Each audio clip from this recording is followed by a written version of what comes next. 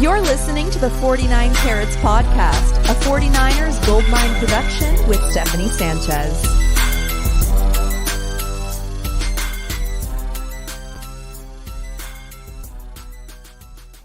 What's going on, everyone? Welcome to another edition of the 49 Carats Podcast. I'm your host, Steph. It is Tuesday, March 5th. Didn't get to do a 49K show yesterday, did my prospect spotlight, but Weston, my usual Monday host or co-host, is on a work trip. So Weston, hope you're enjoying your work trip, buddy. But today I do have a guest co-host with me today, and I'm very excited about it. Adam Kadourhe. Did I get that right, Adam? Absolutely. Nailed it. Yes, nailed it. All right. Well, Adam, I'm really excited to have you on today. Just as I mentioned before we went live here, I've been following you on Twitter for quite some time.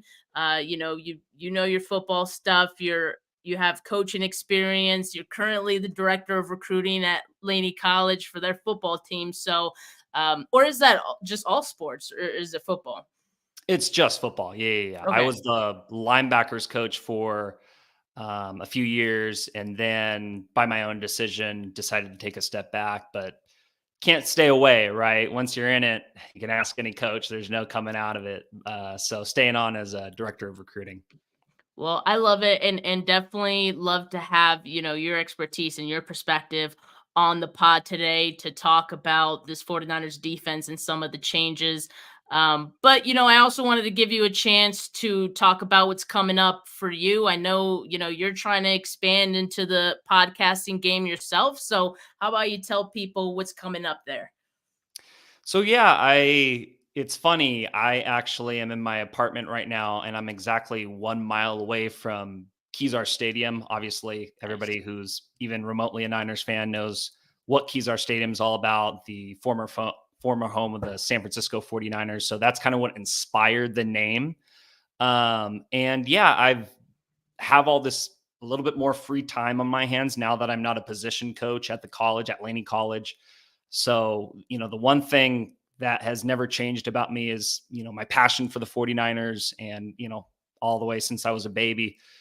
I was that annoying little kid who at like 7 years old wanted to show people, the quarterback I thought that the Niners were going to draft, right? Like, I feel like that's kind of the vibe of most of these, like yourself and others on the internet and whatnot, just so, oozing, bursting at the seams with passion for this team. So that's where it's coming from in a sense. And that's what the Kezar Pod is.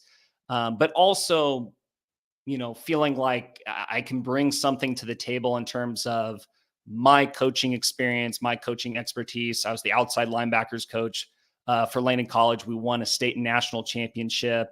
We've won the conference twice. We've had the number one defense in the state. I know we're talking about defense today, which is right up my alley, is what I love to do, talk about defense. Yeah, that offense, when you become a defensive coach, it's offense. I don't want to talk about that. We talk about defense. You know what I'm saying? Happy to talk about that as well. But yeah, that's kind of the genesis. And really, like, the final thing I'll say about the podcast is it's all from an all 22 perspective. I plan on in the fall watching every game, every play, because I listen to, as I'm sure you do, I listen to a lot of sports talk out there. And I think they each offer their own different thing.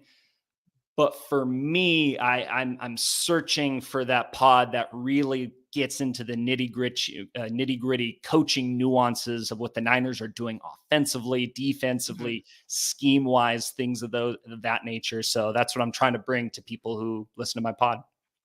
Yeah, I love that, because there definitely isn't enough of that. Shout out Johnny Dell, because he's one of the guys on YouTube doing that, but we can always use some more of it. And I definitely agree with you. There isn't enough. So yeah, I mean, I guess we can call this your like soft launch into podcasting. And for anyone who isn't familiar with Adam, make sure you give him a follow on Twitter. And if you like what he has to say, then probably tune in to his Kezar Pod once he gets that going. But Adam, I think we got plenty to talk about, like we said, on the defensive side of the ball. And really because the 49ers are making some moves or have made some moves in regards to their defensive coordinator position. Finally, right?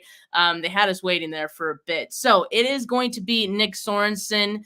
And, he's been with the team for a couple years now. He has experience going back many years, going back to Seattle.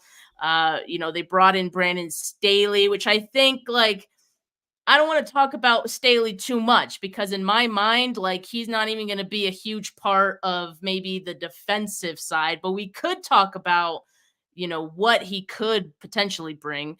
And then, we did also hear that the 49ers brought in KJ Wright, former Seahawks linebacker to be the assistant linebackers coach. And I believe quality control coach as well. So I want to talk about each of those guys and what they can potentially bring to this staff, to this team. And let's start off with Nick Sorensen. Like I said, he's been with the 49ers for a couple years now. There was talk that, Kyle does like him, obviously, if he promoted him, but there was talk that, he even thought about promoting him last offseason. But at that point, he had only been with the team for 1 year. So it makes sense why there was maybe some hesitancy there. Now, a year later, we all know Kyle Shanahan looked for those big names. He went big fishing, didn't reel anything in. And so now we have Nick Sorensen. So Adam, first, tell me what you kind of liked about this hiring and what you think Nick Sorensen can bring to this defense.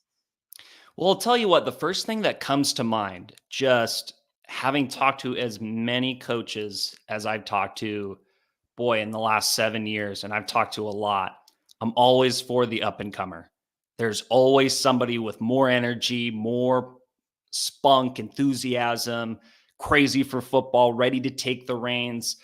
It's not always the right thing to do to hire the more experienced person, and I'm going to tell you why.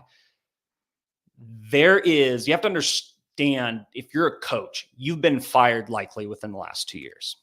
You likely have. You've likely been fired many, many times. And once you find a formula that ensures you keep getting paychecks, whether it's like scheme-wise, things of that nature, you're not going to deviate from that formula. You are going to reuse it, play that same song that got you to the dance over and over and over again until you stop cashing checks, right? At least that's how there's a good portion of defensive coordinators who definitely think that way.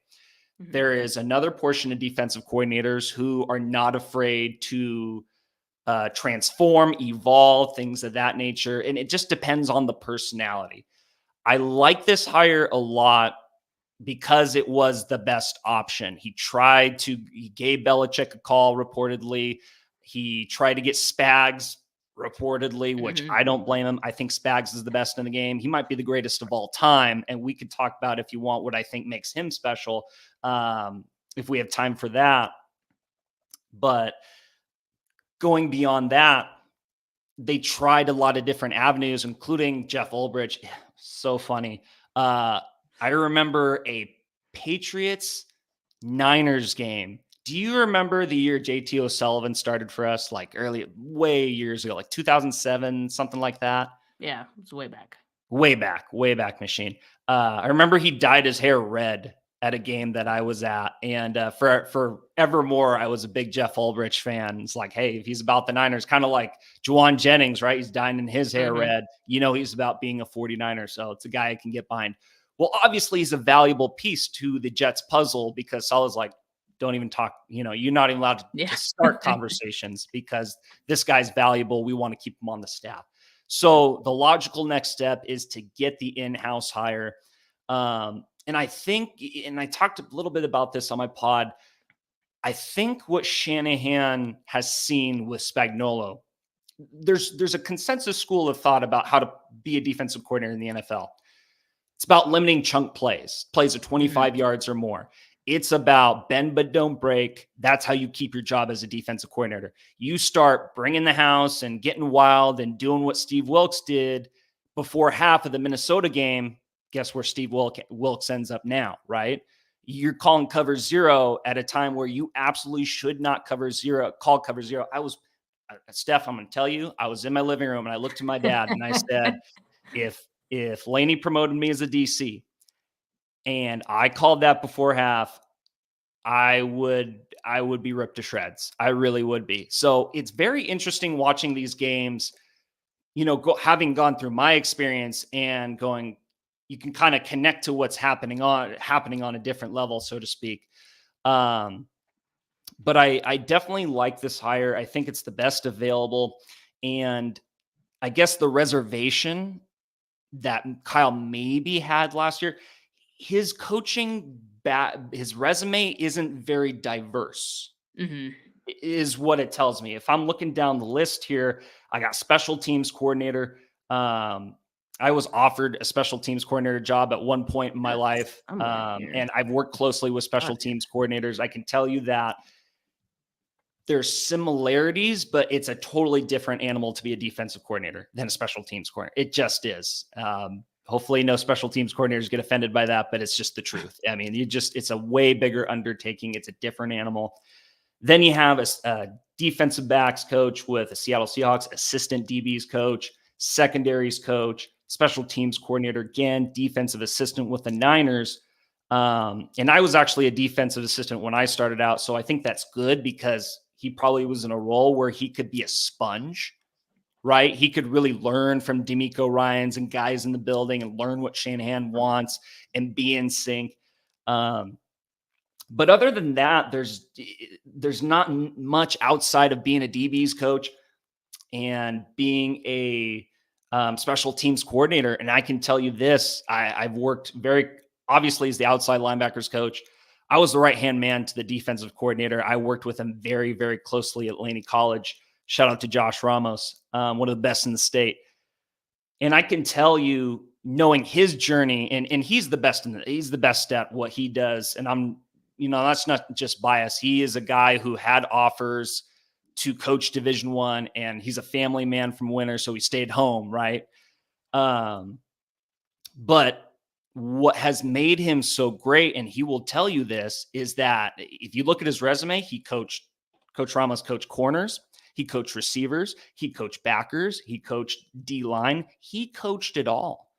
And that wealth of experience and knowledge paints that whole picture when you're a defensive coordinator. You can understand the subtle little nuances, and they are fine nuances when it comes to understanding what an offense is trying to do to you and what their end goal is. What are they trying to achieve? Who are they trying to get the ball to? Things of that nature. So I think that's the reservation there. This is clearly a talented coach. This is clearly a coach Shanahan believes in because he's having the ball father meeting. He's got that ball father nickname. He had the ball meeting. We've heard Dave Lombardi, great reporter, great stuff on Twitter and Nuggets as always. If a head coach trusts you to run a meeting in front of the offense and the defense, he likes you. Your stock's up, right? So clearly a guy Shanahan loves. But just, Ulbrich, if you look at the guys who he would have picked above him, those are all-time guys. The first two, Belichick, all-time, I don't blame greatest. Yeah. Greatest defensive mind of all time. Can I bring that in? Yeah, I'm going to bring that in if I can. Spagnuolo, greatest DC ever. If I can bring him in, I'm going to bring him in if I can. Jeff Ulbrich, proven DC experience, and that probably gives him the edge over Sorensen. So, yeah, he's not the first guy on the list, but I think he's going to end up being a very, very good defensive coordinator. And another thing too, like if you kind of notice how he's jumped from a couple of different things, like he's done special teams before, going back then to defensive stuff. Matt Barrows talked about how when he became the special teams coordinator for the Jags in 2021, that kind of just sprung up and he kind of had to just step in and do that when the opportunity presented itself. And so to me, that shows like adaptability as well. If he's new to something, like he's going to try it. And, I think he shows he can, do it. I think also Yes, he does have the background mostly of, being secondary or on the back end. But, this past season, 2023, like being the defensive pass game specialist and Nichols coach, you do actually get, more visibility to the entire defense and not just one position group, because you're looking at specific packages and things like that. And there was even, images of Sorensen on the sideline talking to linebackers. So I think him getting that experience in 2023 proved very valuable. And maybe that's part of the reason that Kyle even gave him that position. So he could, start to get a viewpoint from different sides of the defense as well. And so, yeah, I think it's a good move. I think when you look at the mistakes that the 49ers made with Steve Wilks, I mean, I don't I think some of those would have been hard to predict early on. I think we were just optimistic about it. Maybe I was just super optimistic about it. I know some people did call those things out, when that hiring was made. But I think like going internally, going with someone who the 49ers, these players are familiar with someone who they respect, I think that goes a long way instead of having a guy like an outsider who's coming in and having to kind of like prove himself, even though like Wilkes, very a vet, as a coach, obviously, like you'd think he'd have a baseline of respect. But, even so, I think that respect goes even further when you're promoting from within. And so I think that's the plus of having Nick Sorensen. So in that regard, we like it.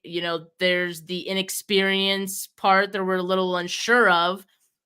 Now let's shift to Brandon Staley, because to me, that's where it's interesting, because I'm looking at Brandon Staley and I'm looking at his experience as defensive coordinator, in particular with the Rams, because with the Chargers, it didn't go so well. And that was because, he was also a head coach, maybe spread a little too thin. Maybe he was in over his head. I don't know. But yeah, I mean, I think obviously there are some things he does well on the defensive side of the ball. What I've heard most is, the game planning aspect of it all. It is kind of his strong suit. And so him having the experience already that maybe Sorensen hasn't had as defensive coordinator, I think that can help as well. So what do you think Brandon Staley, like if you had a guess, because we still don't know the details of what this assistant head coach role is going to entail for him. If you had a guess, like what do you think his involvement in the defense is going to be? Well, I definitely, if you look at his resume, that's the stuff, right? We've got defensive line coach. Hey, I'll tell you this. There is definitely something to the fact that Steve Wilkes is more of a DB guy, and the linebackers, I heard, they felt disconnected. And that's where the point of you want that whole resume of D-line, linebackers, DB, you want the whole thing. You want to be a guru at each position. Our defensive coordinator, if he had to step in and coach D-line, he could do it in a heartbeat. Easy peasy. Step in, coach linebackers, he'd do it in a heartbeat. Probably do it better than me. Step in and coach the safeties, corners. He was the corners coach and the DC for a year, right? That is the essence of being a defensive coordinator. And you have defensive coordinator going back to 2010 at Hutchinson Community College. Shout out to another JUCO. He was at Tennessee, defensive coordinator at John Carroll, linebackers coach at James Madison, a very good 1AA school, outside linebackers coach. So he has the whole picture. He understands the complete picture of what's going on. And I think his role will be to assist in the game planning, help him organize, because what it takes to be a great defense coordinator is everything is planned from day one of the league year to the last day of the league year. Every week is planned. On what day you're breaking down what, it is all to the very finest detail broken down because you created that system. And where some defensive coordinators will fail is that they kind of fly by the seat of their hip, right? They kind of shoot from the hip a little bit. Oh, I don't. So the consistency is a little up and down week to week, whereas the real top-notch guys are automatic, robotic. Every week, we know what we're doing. We got a system. We got to update the system. We got to make a change. All right, I have a master document for that. This is probably more than my DC wants to share, but he literally has a book this thick about how to run a football team from start to finish. And he told me in his office, Adam, something happens to me. You know where this is. And, but that's what it takes to be the best, right? So I think Staley's going to give him the right ideas. They probably have some things already in place. It sounds to me, and this speaks to the true value of Kyle Shanahan. This guy just ain't, hey, defense, figure it out kind of guy. This guy understands it from both sides of the ball. I had one of my mentors, Donald Deco White, who played at Utah State, coached DBs with us, still coaches DBs. He worked with Kyle Shanahan for a summer through the Bill Walsh program that gives minorities an opportunity to coach in the league.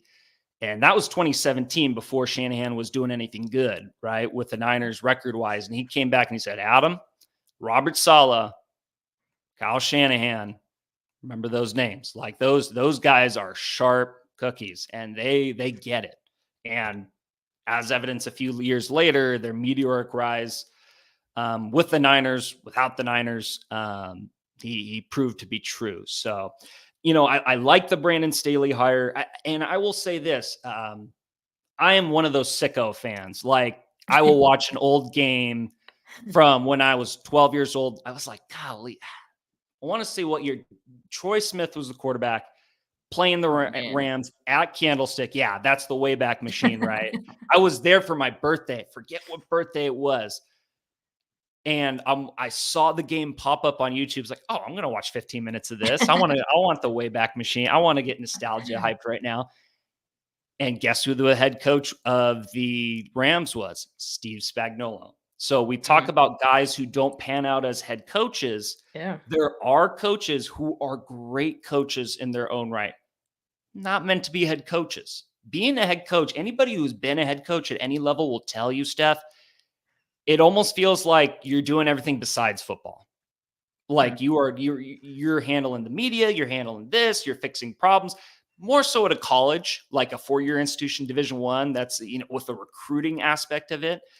But even in the NFL, you're getting pulled left and right, and not all people handle that well. So I don't hold it against them. It didn't end well. Things blew up, but guess what? Spagnuolo went 2-14 with the Rams, and now he's a 4 or 5 time Super Bowl champion as a defensive coordinator. Some people are just meant to be coordinators. So love the hire. Don't think it's stepping on Sorensen's feet, so to speak. And there's another thing I talked about on the pod. These are professional athletes. These are not junior college kids or college kids. These guys come in ready to work. And as long as Sorensen gets in the meeting, commands the room, knows what he's talking about, which Shanahan wouldn't hire him if that wasn't the case, and everything's, cut and dry, makes sense, concrete, those guys are going to follow him, and they're going to play hard for him, and they're going to be successful with him at the DC. There was a piece by The Athletic that I came across, just some weeks ago. It might have been about a month of Kyle Shanahan having basically like a surveillance system pretty much installed in the building, in the different rooms. So when there's positional meetings taking place, Kyle, even if he's in his office, he's able to see what's going on. He's able to listen in if he wants to. And he even has like a little mic that he can speak to that room and be like, genius. hey, no, I don't like that. But I found that very fascinating, that apparently his dad did the same thing. So that's kind of where he got that idea. But the reason I found it so fascinating too was because I think it shows that, Kyle, I think, has a better idea of who he has in the building, maybe more so than other head coaches, and why, historically, when he's had internal promotions and things like that, they've seemed to all pan out pretty well because he kind of knows how they run these meetings and what they're teaching the guys and all this stuff. So, to me, that's really important. You did mention also something else about, Kyle Shanahan that, reminded me, do you feel like the Staley hire could help Kyle Shanahan at all? I know, like, you're not really worried about it from the offensive, standpoint, but he is assistant head coach. So, do you think like Kyle saw some value for himself to bring in, Staley, maybe from, I'm gonna shout you out again. Technic Chic, one of my subscribers, brought this up, and I haven't been able to stop thinking about it. Is, Kyle has kind of struggled with the Fangio defense historically. Maybe this is a way also for him to, be able to see what that looks like in practice, see what some of those wrinkles look like in practice. I don't think they'll change the entire defense, right? To be the Fangio defense, but just some things that maybe he hasn't been as successful with. He will see those new wrinkles, maybe get a better idea for, how teams would defend against, some of his, plays and things like that. Do you kind of see, that kind of working out for Kyle as well? I will say this to start. You want a head coach that's an offensive play caller in the NFL. It holds tremendous value. You look at all the great coaches, they were outside of Belichick. I mean, Bill Walsh called the plays. You got Kyle Shanahan calling the plays, Andy Reid calling the plays. So if an offensive coordinator leaves, look at Sirianni, right? One year he looks like a genius. His genius coordinators leave, and it looks like a high school Harry offense now, right? And I could say that with my chest because I watched the Eagles at length, and I'm just going to keep it short. It was bad. It was really, really, really bad. Baffling, to be honest. But when you're the offensive coordinator, you are tunnel visioned on offense. You are tunnel vision on analyzing the defense, making adjustments, doing all these all-consuming things. So it comes as no surprise to me when people complain about the clock issues and things of that nature and time management. And I'm just here to tell you that just means Kyle Shanahan's an incredible offensive coordinator because I've seen it with my own two eyes from personal experience. With, talking to other coaches from other staffs and things of that nature, they all say the same thing. When you are calling the plays as a head coach, the time management stuff can take a hit. And if I were a head coach, I would absolutely hire somebody whose sole job was to tell me when to take a timeout, take it off my hands, especially if I'm coordinating as a head coach. And the other thing we have to consider is head coaches have a special ego to them. They are like it. Make no mistake about it. You're a head coach. You got ego, right? There's not many egoless head coaches out there. I think, this is not going to sound great to 49ers fans, but Pete Carroll is close, I would say. Just having learned from Coach Carroll and having staff members who've learned from him and what he's meant to coaching as a whole, and head coaches kind of have to have that ego. It's not a bad thing for the most part. You have to be the rock. You got to be the person who's a little bit stubborn because when the whole organization's looking at you, you can't have any cracks in the armor. You got to be who you are, know who you are, rock solid. You are the voice. You are the leader. It's like going into battle with a leader, and you're all ready with your swords and everything. And the leader gets in front of the room before battle to make a great speech, and he goes, "Let's get him, guys." Yeah, you need a guy with stuff to do it, right? So, I do wonder what role that plays with Shanahan. I don't know him personally. It's something I wonder, right? But I do hope good head coaches, I would say they want guys who add value. They add a different perspective. And I think that's a lot of the reason you mentioned Staley with the different looks. A 3-4 is definitely very different than a 4-3 in principle, right? And it's not really hard to kind of conjure that image as to why that would be. You add an extra backer. It's really with the D line, right? And I'm really refraining myself from getting too into this because this is what I do, this is what I teach, this is what I write. But Bosa, I think, mentioned a comment that he wanted to stay in the 4-3, and I'm not shocked because if you're in a 3-4, you're usually playing, base 4-3. He's playing from an outside shade, which means he could technically pass rush on any play, right? When you move to a 3-4, there's no outside shade. Your base is not an outside shade. You're either head up or you're from what's called a 4-eye or an inside shade of the tackle. And that is a very, very different technique than playing from the outside shade. So maybe Shanahan thinks Staley is the better overall coordinator than Sorensen, and that's based on experience. That's nothing against Sorensen. But the Niners in a win now year are not ready to take the leap of going to a 3-4. It would require personnel change, total schematic change, run fit change. The run fits change dramatically in a odd front. So he loves Staley. He wants anything to do with Staley. They probably had great meetings at length. They've talked before in the past, like, I want this guy on my staff, but I can't quite make him the defensive coordinator because it's too much of a change in a win now situation. But look, he's there. Let me make him the head coach. Let me get him in the building, and he'll provide value in other ways, as you've detailed. Yeah, and some people have even speculated or maybe hoped that Staley could maybe make Kyle Shanahan a little more aggressive when it comes to going for it on fourth down. I mean, who knows? We can dream, right? We can dream. But yeah, I mean, definitely interesting how Staley fits into everything. But I really don't think, like, the way that I've seen fans kind of freak out about that hiring. I was telling Jay early on, bully ball. It's going to be so anticlimactic. Like, you're not even going to notice that he's there. Like, sure, maybe they'll pan to him, every once in a while, a couple times a season.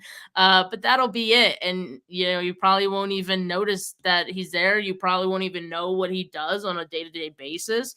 And that's okay. As long as it helps this team, that's all we want, right? So another interesting hire that came from all this, and this, of course, was announced a couple of days after the Sorensen hire. We mentioned KJ Wright. He's going to be the assistant linebackers coach. So I think that's an interesting one, right? I mean, for one, the Seattle to San Francisco pipeline seems to be strong. Even today.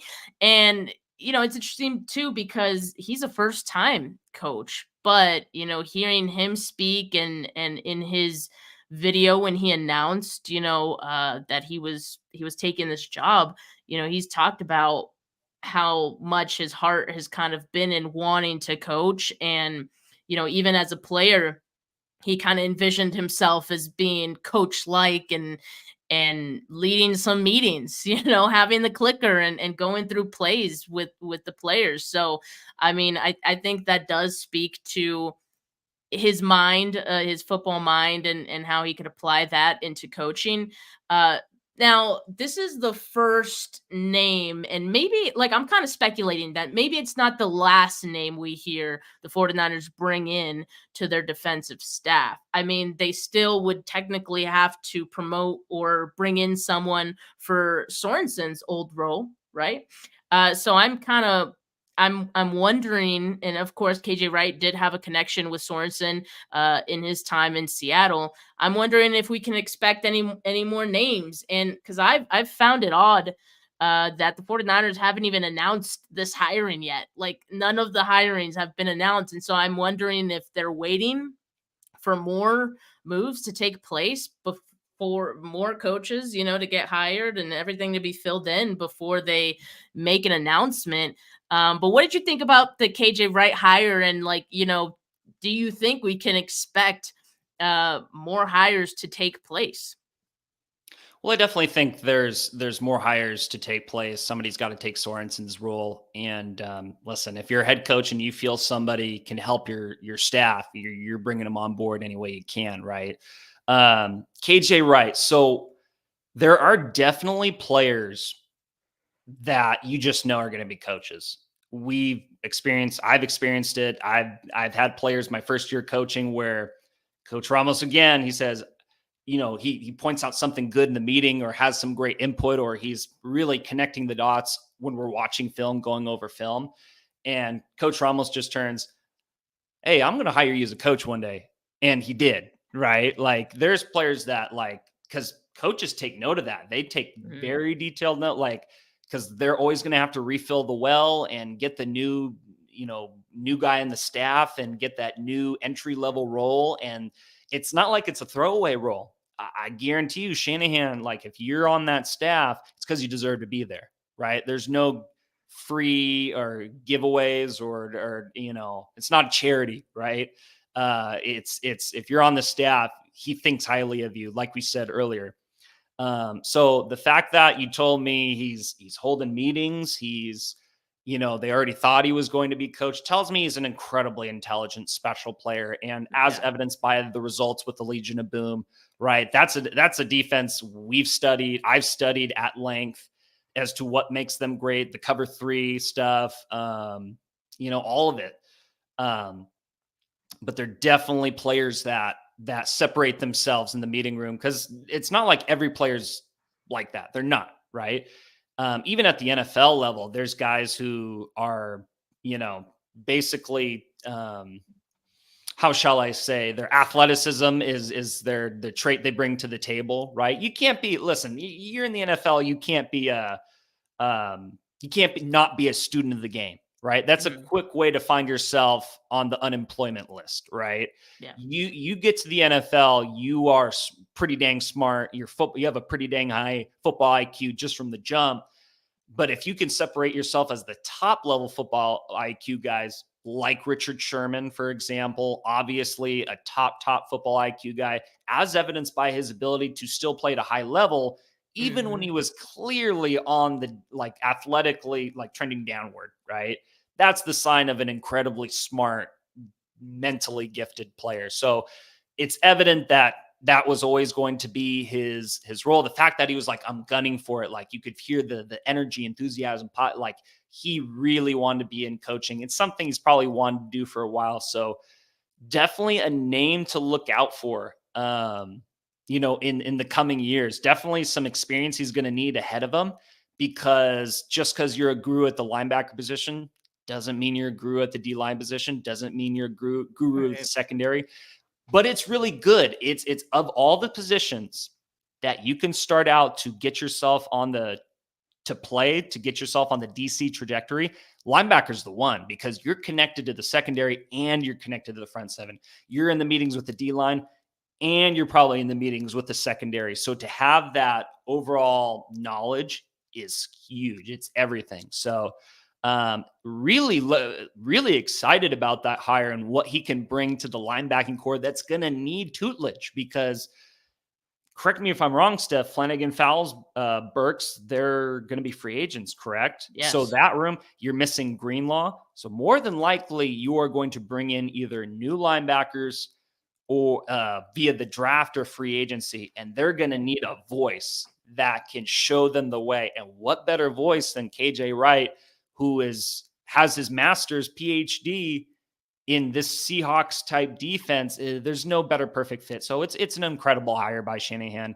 He knocked it out of the park with this one, I think. And it makes me chuckle that Seattle did not bring him on. But it also is not surprised that brought on a guy who's not been around the organization, probably brings a different system to the table. So maybe the value isn't as big there. He might be an alumni, but the value might actually be higher with the Niners just because of the familiarity with the scheme.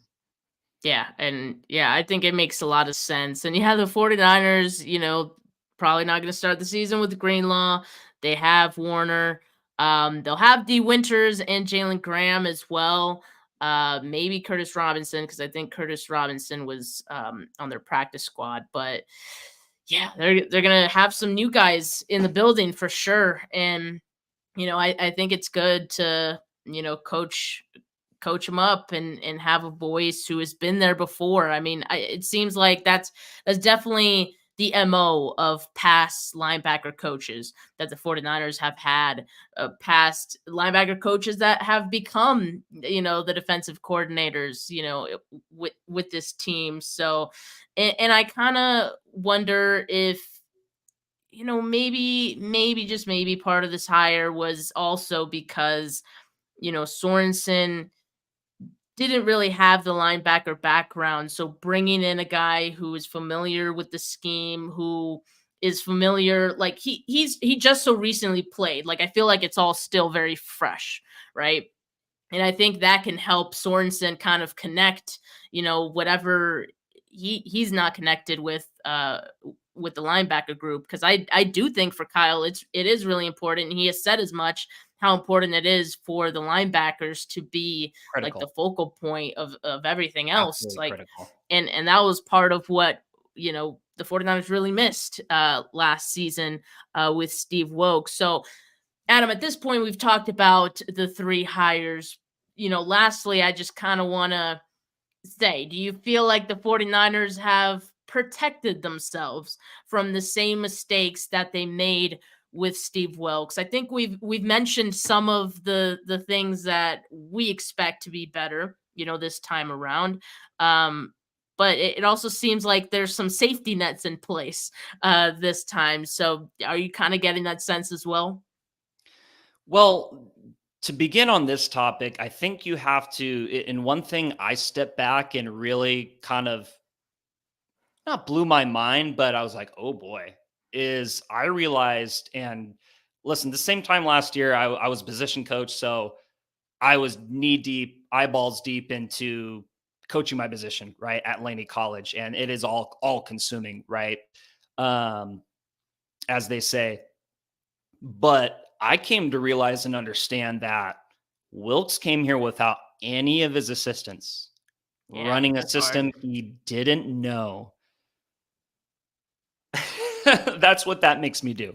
That gives me secondhand anxiety already, because what you coach and it is personal. The system you run, it's what you believe in. It's what you will pound the table on, and you walk in and you're confident that this is going to work. And I'm sure that Shanahan has a great system in place. There's no doubt about that. But Wilks knew what he was getting into. He ain't no dummy, Yeah. right? Yeah. It's both ways for me. All accountability always is held to the head coach, but Wilks took the job. Nobody forced him to take the job, right?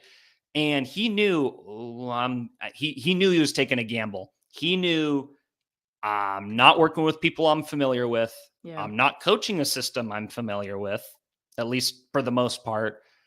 But I'm betting on the fact that the talent in the building is going to overshadow any of those things.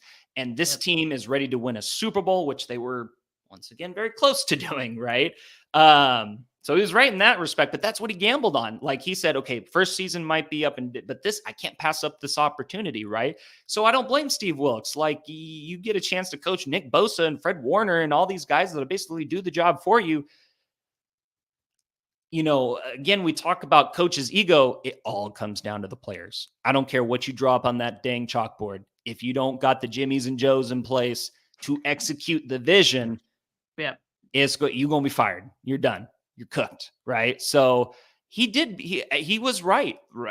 Even with all these issues that would have sunken the ships of how many other teams in the National Football League who don't have 1/3 of the talent on defense the Niners have.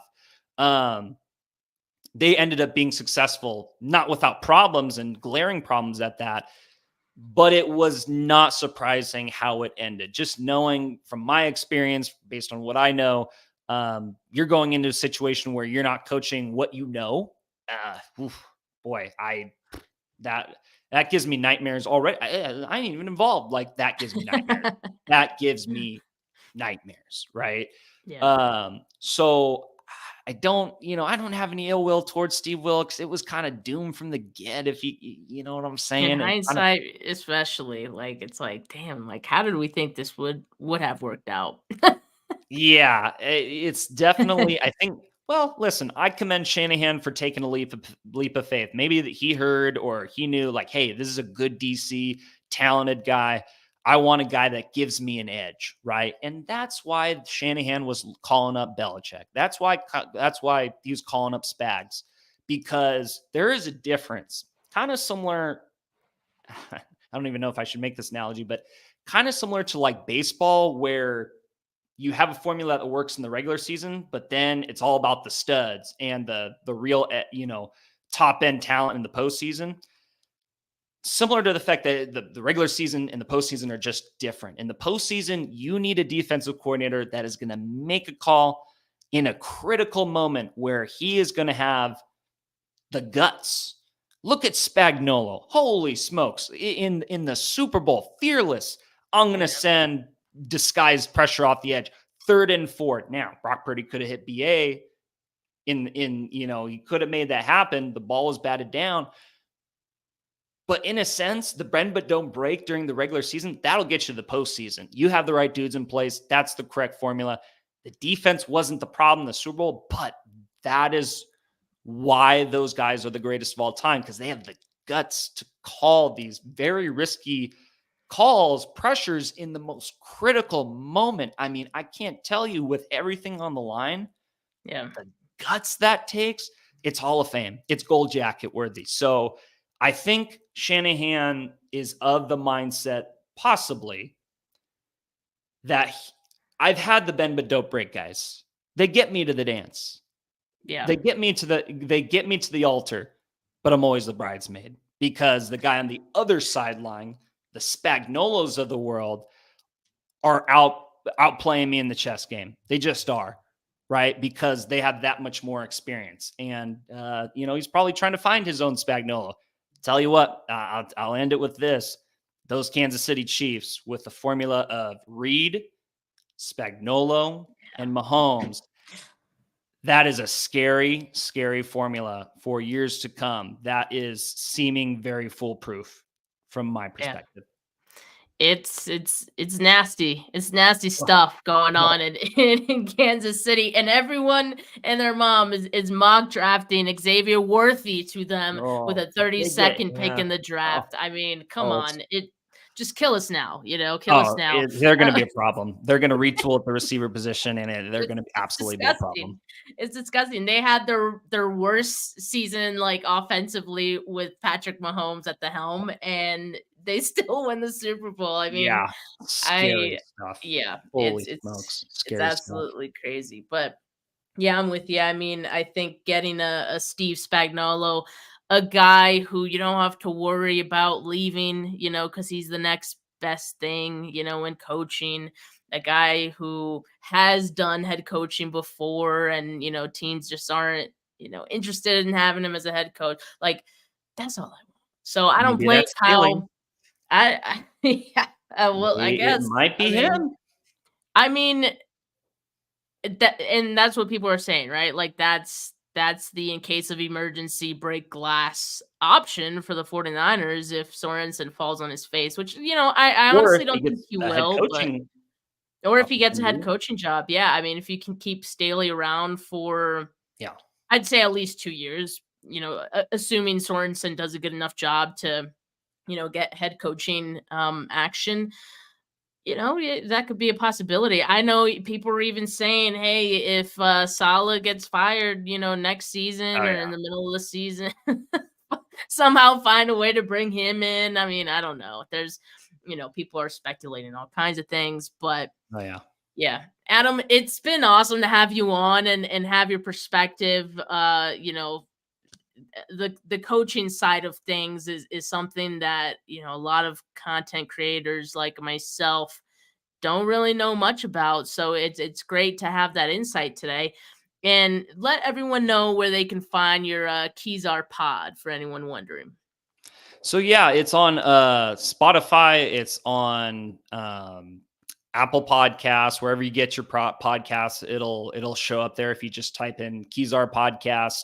I try to release an episode every week, time permitting. I do have a podcast on the horizon within the next day or two that's going to be talking about Sorensen and Staley and Wright in further detail, expanding upon many of the things you and I talked about in today's show.